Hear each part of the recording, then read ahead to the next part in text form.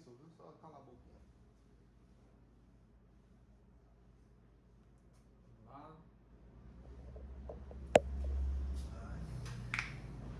Senhoras e senhores, boa noite para todo mundo.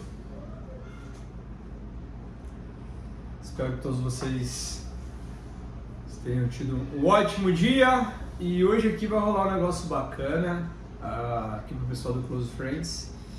E há muito tempo vocês pediam para que eu contasse um pouco da minha história. Eu recebo diversas perguntas de cunho pessoal e eu particularmente não gosto de responder esse tipo de coisa, tá? Tipo, como é tua família, como você começou, quanto de grana você tinha, se você já quebrou, esse tipo de coisa.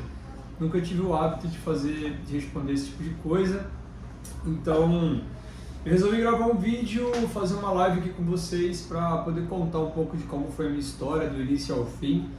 A gente selecionou lá, catamos milho lá nas perguntas que vocês mandam no Instagram e achei muita coisa interessante que eu acho que não responderia em outro local a não ser aqui com a gente junto aqui, falar. Bom? Então, primeiro de tudo, boa noite para todo mundo. Eu estou muito feliz de estar aqui com vocês hoje. É a primeira live que eu faço aqui com o pessoal do Close Friends e espero poder agregar bastante aqui com vocês, tá? Senhores, aquele carinha que todo dia vai lá no nome do jogo e fala: senhoras e senhores, sejam todos muito bem-vindos aqui no nome do jogo. Aqui quem vos fala, Eduardo Macedo. Mas quem é o Eduardo Macedo? É esse cara que eu vou apresentar para vocês hoje, beleza? Eu não vou falar as perguntas, eu fiz um acordo com dois amigos meus que acompanham um pouquinho do meu trabalho há um tempo já. E eu pedi para que eles formulassem as perguntas e eu vou estar aqui somente respondendo. Vai ser uma sabatina aqui, tá bom? Outra coisa, não fica preocupado se você não conseguir acompanhar essa live até o final, porque ela também vai ficar salva, tá? Para você poder ver em algum outro momento. Mas eu queria muito a sua audiência até o final e eu também vou liberar depois para vocês fazerem perguntas de cunho pessoal. É a primeira e última vez que eu vou falar da minha vida aqui no Instagram. Então eu vou perguntar aí o que você quiser, o que você achar necessário, que vai agregar na sua vida, lógico, tá bom? Se você quiser fazer uma pergunta que eu julgar que seja uma pergunta de fofoca, aí isso daí eu não vou responder e eu vou mandar você se lascar, tá bom? Vamos lá! Pode fazer a primeira pergunta. Como foi sua infância e como foi o relacionamento com seus pais ali no começo? Legal. Bom, pra quem não sabe, eu sou capixaba. Eu nasci no interior do Espírito Santo, uma cidadezinha chamada Ibatiba, fica próximo à Venda Nova do Imigrante, o Trevo de Muniz Freire, a BR-262 ali, no estado do Espírito Santo. Eu nasci na roça, né? Meus avós moram até hoje no mesmo sítio que eu nasci, há 30 anos atrás, por incrível que pareça. E a minha infância foi a melhor possível, cara. Eu posso dizer pra você que eu não tive um pai.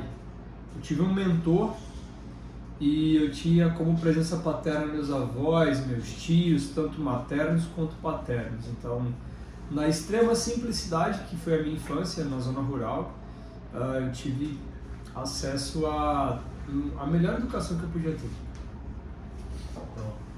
Agora, como era a sua vida quando você começou a operar na Bolsa de Valores, seus primeiros contatos? Eu acho que você vai precisar fazer a pergunta um pouco mais alto, que eu acho que a galera não vai ouvir aqui não. Chega mais pra perto. Pronto. Como era a sua vida quando você começou a operar na Bolsa de Valores, né? Os seus primeiros contatos ali? Tá, meu primeiro contato com o mercado de renda variável foi ali em meados de 2010, tá? Mais precisamente em setembro de 2010, quando eu comprei minhas primeiras ações. Para quem não sabe, eu era bancário. Tá? O meu primeiro bom emprego foi como bancário. Acho que vocês devem lembrar do antigo banco Unibanco. Então eu entrei terceirizado, de terceirizado migrei de algumas empresas lá dentro, depois virei gerente e saí como gerente de alta renda, mas na época já tinha tido a fusão para o Banco Itaú. E o meu início foi por conta do banco. Eu devo tudo, eu devo o lugar, eu devo essa cadeira, eu devo esse vinho que eu estou tomando aqui hoje, eu devo os R$2.000 que eu ganhei, R$2.400 que eu ganhei na bolsa hoje, eu devo ao banco. Sem o banco, sem aqueles dias que eu passei sentado do outro lado da cadeira, eu não seria o Eduardo de hoje. Você entrou no banco e você tem alguma formação acadêmica, algo do tipo? Não, eu não tenho nível superior. Eu costumo ironizar que eu sou formado pela GVF, Grande Faculdade da Vida, mas eu tenho uma opinião um pouco peculiar sobre o nível superior. Seguinte, eu comecei fazendo faculdade de administração, só que era muito caro. Na época, para mim, era uma fortuna. E eu tinha que pagar para trabalhar minha faculdade. Tinha que trabalhar para pagar a faculdade e, na verdade, eu trabalhava só para pagar a faculdade, sobrava mais porra nenhuma. Então eu tentei entrar na Universidade Federal e, adivinha só, entrei na faculdade mais fácil que tinha para entrar na época, Economia. Fui jubilado, inclusive, tá? Pode botar meu nome lá na UFPB, lá, Eduardo Macedo da Silva, jubilado de Economia. Ah, Edu, por que você não concluiu o seu nível superior? Porque naquela época eu não tinha disciplina e porque eu estava dando mais valor a querer ganhar dinheiro lá no banco que eu trabalhava do que ser um cara acadêmico. Só que eu tenho uma observação muito forte para dar sobre isso. Depois eu tentei cursar Direito também, na Faculdade FESP, e cursei algumas aulas de Engenharia Civil. Tá? Eu tenho uma construtora hoje, para quem não sabe. Mas, Edu, qual a sua opinião sobre nível superior? Eu estou te ouvindo aí do outro lado da tela. Cara, nível superior é necessário. Eu acho extremamente importante. Todo conhecimento é bem-vindo. Não resolve sua vida. Fazer faculdade não resolve sua vida, tá? Mas o cara que consegue entrar numa faculdade e acabar ela, ele me prova que ele é um cara extremamente disciplinado. Eu preciso tirar o chapéu para esse cara. Então, para de achar que esse negócio da faculdade não importa. O Edu não tem faculdade, ganha 6 dígitos por mês. Cara, uma coisa não tem nada a ver com a outra. Eu tive a oportunidade correta, na hora correta, e construí ela. Mas eu tenho um ciclo de amizade tremendo que são pessoas extremamente bem-sucedidas que fizeram faculdades. Eu acho sim que é necessário fazer faculdade. O único problema é que os professores que eu tinha na minha faculdade de administração, nenhum deles nunca tinha administrado uma empresa. Um dos grandes motivos que eu abandonei a faculdade de administração, mesmo depois que eu já tinha grana para poder pagar a faculdade, é porque era um curso extremamente multidisciplinar. Eu não me via como advogado, abandonei a faculdade de Direito. E quando eu descobri aquilo que eu realmente queria na minha vida, então eu achei que era mais importante eu me certificar, eu tirar certificações. Eu tirei algumas certificações importantes quando eu trabalhava no banco. Isso abriu muito mais portas para mim do que a faculdade abriu. Mas acho sim necessário, você molecão aí que tem 18 anos de idade e você não sabe o que você vai fazer da sua vida, faz qualquer faculdade. Arruma uma desculpa para você sair de casa, arruma uma sarra para você se coçar. Próxima pergunta. Em relação à sua condição financeira na época, né, quando você estava começando, como é que era? Minha condição financeira quando eu comecei a operar, a gente tem que lembrar que em 10 anos muita coisa muda, né? Então o que é dinheiro hoje, há 10 anos atrás não era muita grana, tá? Então vamos lá, eu acho que hoje 10 mil reais é como se fosse 50, 100 mil reais de dinheiro. Perdão, 10 mil reais antigamente era como se fosse 50 mil reais de dia de hoje, 60, no mínimo. A gente tem que lembrar que teve uma inflação que matou muito aí e tal. Então, você imagina um moleque de 19 anos de idade, que foi a idade que eu consegui meu primeiro bom emprego, ganhando aí na faixa de R$ 2.500 a R$ 3.000. Aqui no Nordeste, eu moro na Paraíba. Na época eu morava em João Pessoa, hoje eu moro no interior da Paraíba. Naquela época, eu tinha o melhor salário dos meus amigos. Por quê? Eu trabalhava em banco, o banco pagava 13º, 14º e aqui no Nordeste 15º. A cada 6 meses eu tinha uma participação de lucro que era 2 a 3 vezes o meu salário. Então eu era um molecão de 19 anos que tirava aí seus 3 mil reais por mês líquido e não gastava muito. Então aprendi desde cedo com meu pai a me preparar para momentos ruins. Como eu disse para vocês, eu não tive um pai, eu tive um mentor. Então eu desde moleque sempre guardei muito da minha grana e sempre fui muito louco também na questão de investimento. Sempre gostei de me expor a um riscozinho, então foi inclusive por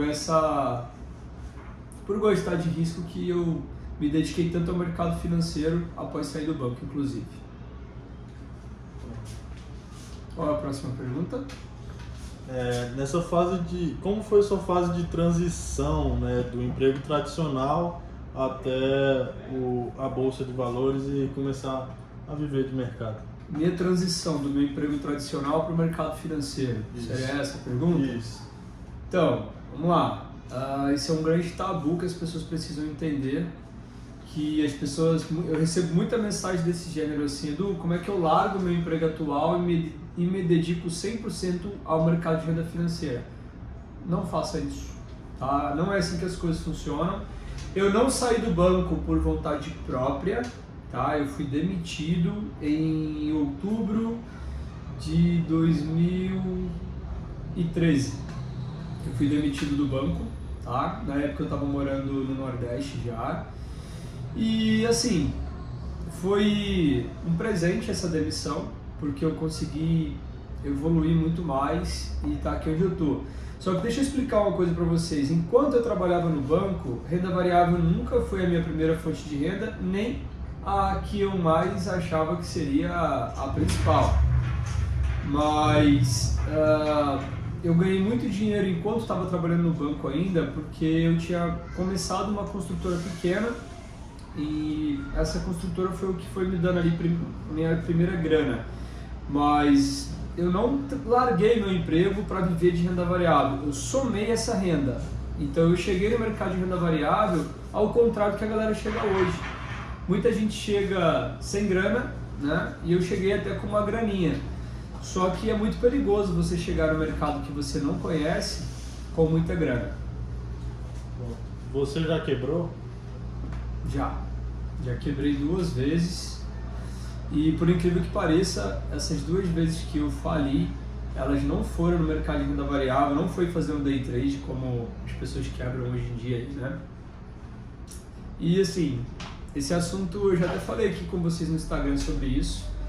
A primeira vez que eu quebrei foi na minha construtora, eu tinha 24 anos, tá? E eu acordei num dia, eu tinha 11 apartamentos, aqueles prédios populares de que eu fazia para vender Minha Casa Minha Vida. Eu tinha 11 apartamentos e nem R$1 e devendo, na verdade, 30 mil reais de cheque especial para a Caixa Econômica. Então foi um momento muito ruim da minha vida, porque eu olhei para o meu redor, eu me achava extremamente bem sucedido, porque tinha conseguido fazer um bom patrimônio, sair do zero, do nada, e fiz um bom patrimônio. Só que, ao mesmo tempo, eu não tinha nenhuma liquidez. E até hoje eu tenho imóveis dessa construtora que eu ainda não consegui vender. Então eu quebrei porque eu não tinha liquidez. Eu quebrei de quebrar mesmo, de não ter grana, de acordar um dia e a grana que eu tinha era R$20 na minha carteira. Tá? E eu não esqueço esse dia até hoje na minha vida. Depois desse dia eu nunca mais deixei minha conta baixar de pelo menos 50 mil reais para não passar nenhuma necessidade. Então esse foi o marco zero da minha vida, assim, depois de já ter grana. Mas, cara, eu posso dizer que eu aproveitei muito o período que eu ganhei grana. Eu comprei boas ações, investi direitinho meu dinheiro. Se não fosse a reserva financeira que eu tinha, cara, eu não tinha juízo nenhum. A minha reserva financeira estava em Petrobras, em Vale, e adivinha só? OGX. Sim, eu perdi grana em OGX. E grana que naquela época eu não podia perder, entende? Mas eu agradeço todo dia por ter passado por isso. E a segunda vez que eu quebrei foi por conta de documentação. Tá? Eu quebrei uma empresa porque eu não tirei as documentações necessárias que essa empresa precisava. E isso me trouxe um transtorno enorme, fui multado e essas multas todas fizeram com que a empresa quebrasse.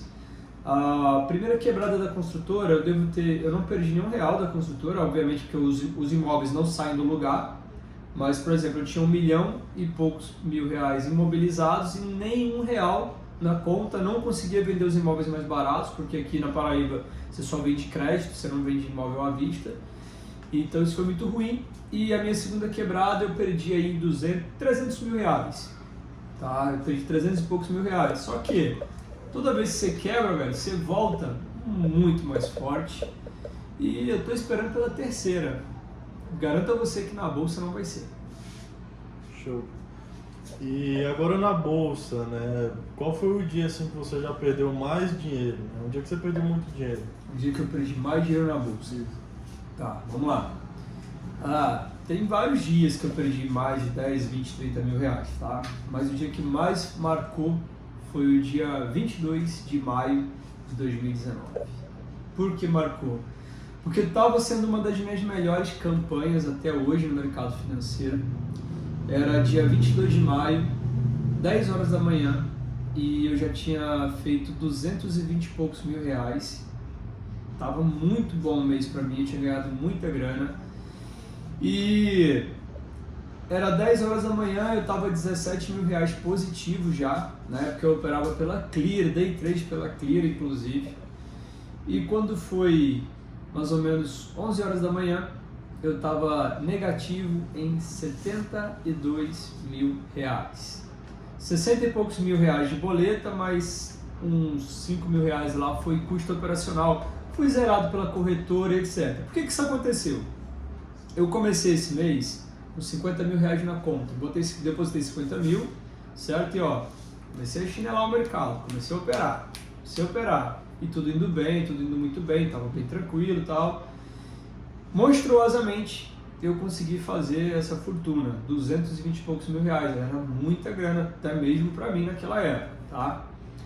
E do nada, eu não aceitei que eu estava errado. Eu estava tão anestesiado de fazer mais de 20, mais de 30, mais de 40 mil reais em um dia, que eu fiquei anestesiado e eu não consegui lidar com a primeira vez que o mercado começou a vir contra mim. E primeiro eu devolvi todos os 17 mil reais que eu tinha ganhado no dia, depois eu devolvi mais 20 e por incrível que pareça, eu só parei porque não tinha mais dinheiro na corretora. Eu tenho um hábito de sacar, por exemplo, hoje eu ganhei 2 mil reais, né? 2.400, adivinha só? Eu já efetuei o saque da corretora. Lá na corretora só vai ficar o dinheiro que eu vou usar para operar amanhã, nem um centavo a mais. Não preciso de deixar dinheiro em corretora, não preciso, tá? Só deixo aquele valor que eu vou operar day trade lá para o risco na corretora do day trade. Se eu não tivesse feito isso, eu tinha perdido 220 mil reais naquele mês, que eu já tinha ganhado no mercado, mais de 50 mil que eu tinha começado. Tinha virado uma lambança tremenda. Sei que nesse dia fui dormir negativo, né? Fui dormir sem grana na corretora, na verdade. Quebrei a conta da corretora, mas eu tinha ainda tirado lá, além dos meus 50 mil, que eu já tinha feito o saque, obviamente, dele, eu ainda tinha lucrado 150 mil. Ainda foi um dos meus melhores meses, operacionalmente falando, mas foi uma bosta, tá? Foi uma merda. Eu só voltei a operar depois de uns 10 dias, eu fiquei extremamente mal, porque eu nunca tinha perdido tanto dinheiro em tão pouco tempo. E adivinha só, o que eu fiz? Eu fiz preço médio. Eu não aceitei que o mercado estava andando contra mim. Lembro como se fosse hoje. Quanto mais o dólar descia, mais eu comprava dólar, o dólar me arrebentou. O dólar me arrebentou nesse dia e foi muito rápido. A Clear não mensurava, como eu estava movimentando já há um tempo com eles, tinha outros investimentos lá na época e tal, cara, os caras me deram margem para abrir 350 contratos de dólar. Eu abri 350 do dólar contrato padrão, o contrato pequeno, e ainda abri uns 50 contratos do contrato cheio. Me lasquei, perdi muita grana e hoje eu não consigo deixar minha conta passar de 10 mil reais negativo, porque eu sei que eu já tive um dia muito ruim, que eu não quero ter de novo isso na minha vida. Agora, você pode passar algo que você aprendeu assim depois desse dia? Então, na verdade foi um conjunto de coisas. Depois não foi esse dia, foi esses dias me ensinaram muitas coisas. Primeiro, o que caralho eu ia fazer com 220 mil reais? Eu sou um cara muito simples, legal? Eu sou esse cara aqui, tá? Então eu não tinha necessidade, eu não tinha nem com que gastar esse dinheiro. Então eu perdi totalmente a sensibilidade, eu estava operando errado.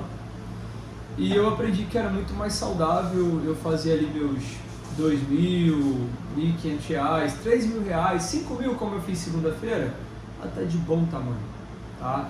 O que mais me ensinou nesses dias foi dar valor ao dinheiro de forma real. A entender que eu não precisava fazer fortuna para realmente ser feliz ali no mercado. Que na verdade se eu quisesse ter uma vida longa no mercado, eu ia precisar limitar as minhas perdas. Agora, o que você fez de mais inusitado assim, no mercado financeiro? Cara, eu não posso falar nada de mercado financeiro que não me leve à vida pessoal, porque a minha vida pessoal é o mercado financeiro e vice-versa, eu não divido nada.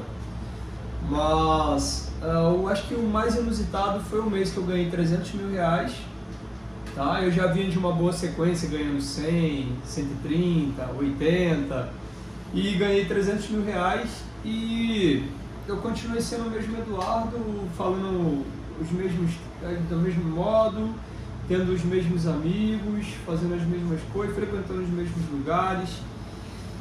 Eu sou um cara meio minimalista, não significa que eu fiz voto de pobreza, tá? Muito pelo contrário, eu gasto muito bem o meu dinheiro de forma correta.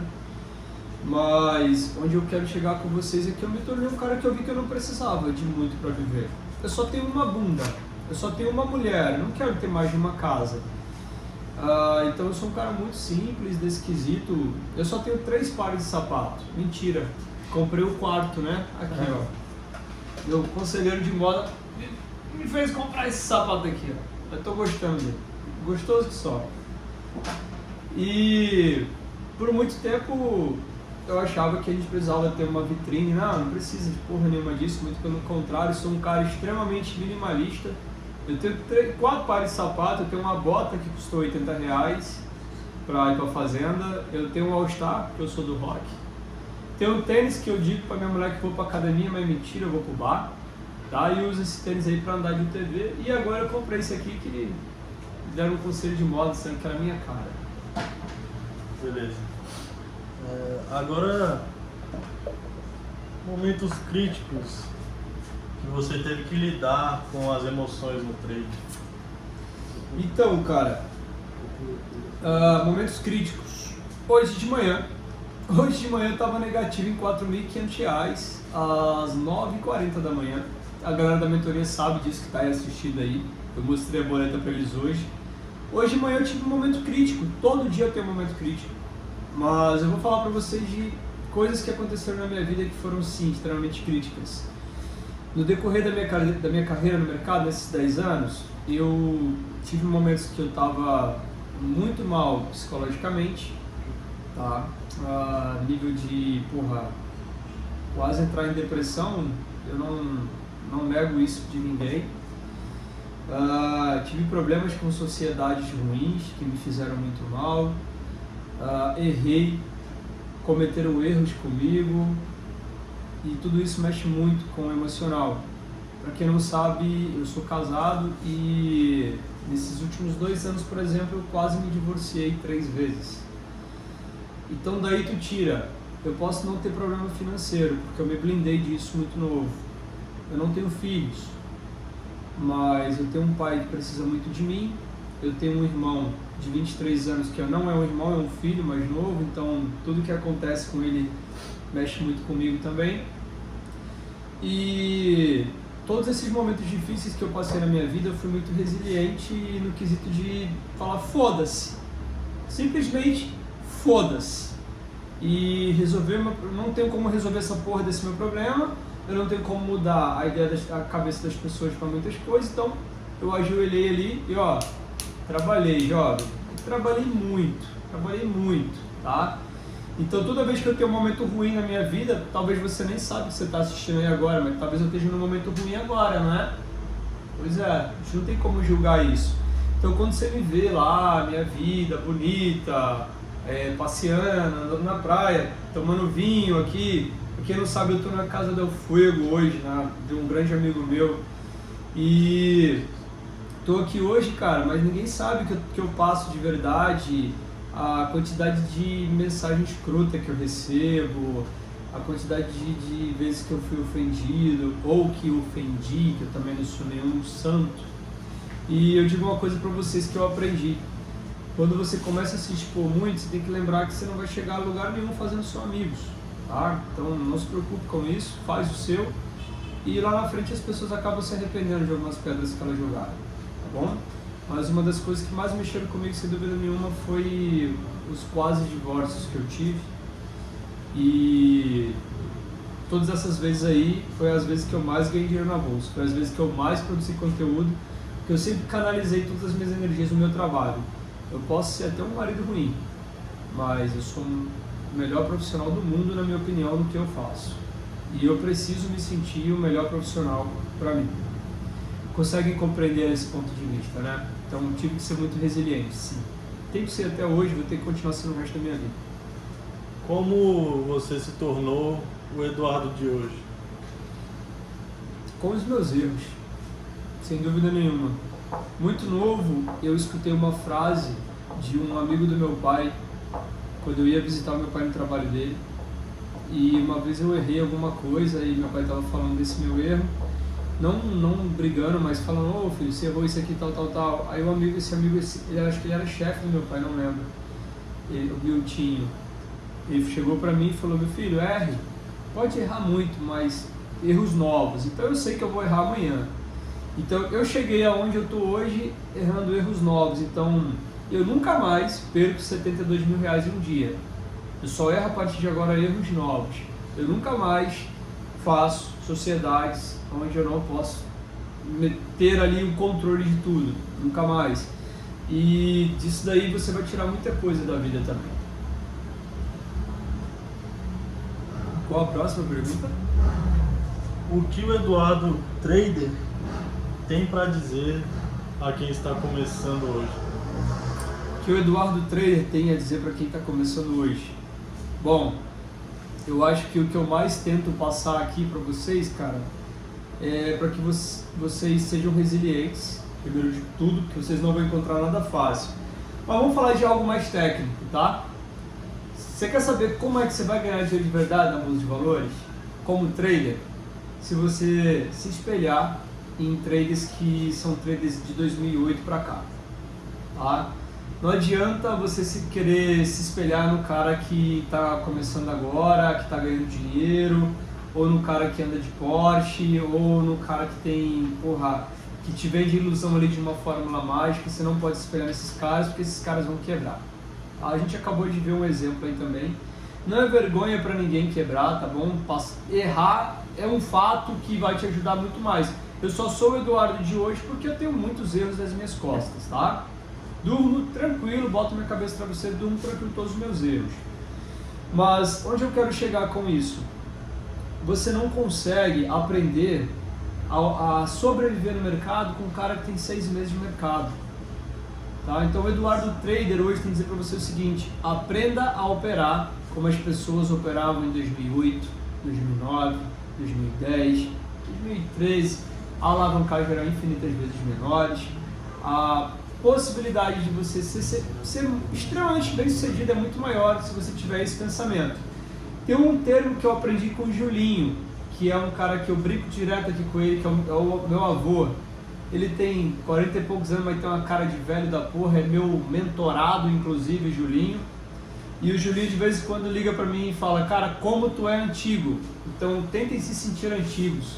Eu sou antigo mesmo, em todos os sentidos, tá? Inclusive para operar eu sou um cara extremamente antigo. Eu gosto de risco, mas o risco do meu modo, né, do meu jeito. Como você consegue agregar na vida dos seus alunos como um mentor ali de segunda a quinta? Como mentor, como eu consigo agregar na vida dos meus alunos de segunda a quinta-feira? Eu não vou dizer de segunda a quinta e nem só para os meus alunos, eu vou dizer aqui no Instagram para todo trader, todo operador, tá? E quero fazer umas considerações sobre isso. Eu acho que o que eu mais consigo agregar para vocês é o seguinte, não sei se vocês já repararam, tá? Mas eu sou consistente até nas músicas que eu coloco no meu Instagram. Eu sou consistente até no bom dia que eu dou para vocês. Eu sou consistente em tudo.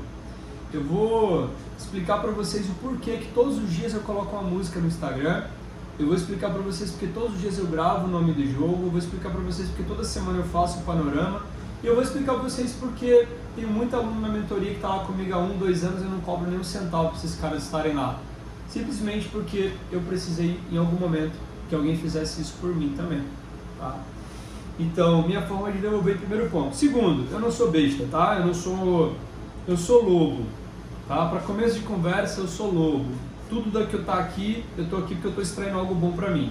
Eu não estou aqui por filantropia, não. Filantropia eu faço, mas em outro momento e sem dizer que faço também. Porque se você fizer filantropia e dizer que faz, não é filantropia, é vaidade, então vai tomar no cu.